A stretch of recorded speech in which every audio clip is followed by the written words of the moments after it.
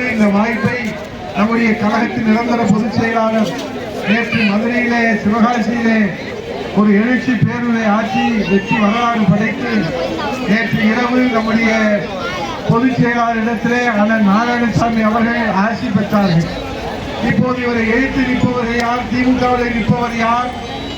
அதிமுகவிலே அரசியலிலே அடியெடுத்து வைத்து அதிமுகவிலே உயர்ந்து அதிமுகவிலே வளர்ந்து இன்றைக்கு இரட்டை இலை சின்னத்தை எதிர்த்து நிற்கிறார் என்று சொன்னால் இது நியாயமா?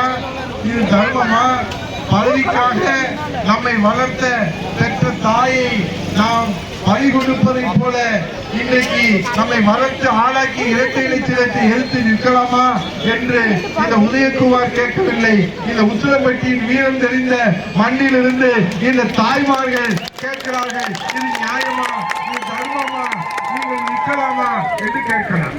அதே போல இன்றைக்கு பாரதிய ஜனதா கூட்டணியிலே நிற்கிற டிடிவி தினகரன் அவர்கள் இன்றைக்கு இரட்டை இலையை எதிர்த்து இரட்டை இலையை இதே பகுதியிலே சுற்றி வந்தார்கள். அவரும் இன்றைக்கு இரட்டை இலையை எதிர்த்து நிற்கிறார். இரட்டை இலையை தோற்கடிப்பேன் என்று சொல்லுகிறார். ஆகவேதான் நாங்கள் கேட்கிறோம், இந்த புண்ணிய பூமியிலிருந்து வீரம் தெரிந்த மண்ணிலிருந்து உசிலம்பட்டி மண்ணிலிருந்து கேட்கிறோம், வாழ்வு பெற்ற வாழ்வு கொடுத்த அங்கீகாரம் கொடுத்த அடையாளம் கொடுத்த முகவரி கொடுத்த இரட்டை இலையை எதிர்த்து நீங்கள் நிற்பீர்களானால் உங்களுக்கு தோல்வி உறுதி. இரட்டை இலைக்குத்தான் வெற்றி, ஆனால் நாராயணசாமிக்குத்தான் வெற்றி.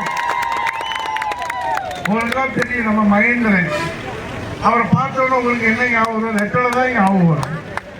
அவர் ரெட்டலையில வெற்றி பெற்று சட்டமன்ற உறுப்பினராக இருந்தார்.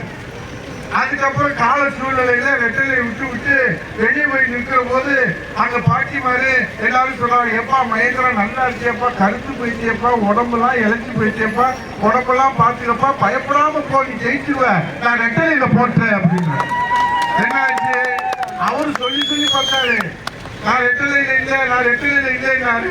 ஆனா மக்கள் கொடுத்த தீர்ப்பு என்ன? மகேந்திரா, நீ இருக்க வேண்டிய இடம் இரட்டை இலை தாய் வீட்டில இருக்க வேண்டும் என்று இன்றைக்கு மக்கள் கொடுத்த தீர்ப்பை ஏற்று அவருக்கு இருக்கிறார். அதே கதை தான் இப்ப நடக்க போகுது.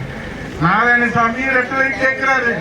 இவர் எழுத்து நிக்கிறவங்களும் அவர் கிராமத்துல போய் பார்க்கிற போது அங்க பேசிக்கிறதா எங்களுக்கு தகவல் சொல்றாங்க. இப்பதான் பார்ட்டி சொன்னாங்க, அங்க போகும்போது ஒரு குக்கரையை தூக்கிட்டு போறாங்க.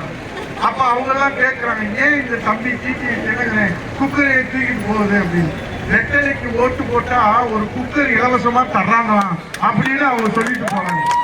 ஆகவே நான் எதற்காக நீங்கள் இரட்டையை எதிர்த்து நிற்கிறீர்கள் என்ற தர்மத்தை, நியாயத்தை, சத்தியத்தை இந்த தேர்தலிலே உங்களால் சொல்ல முடியுமா?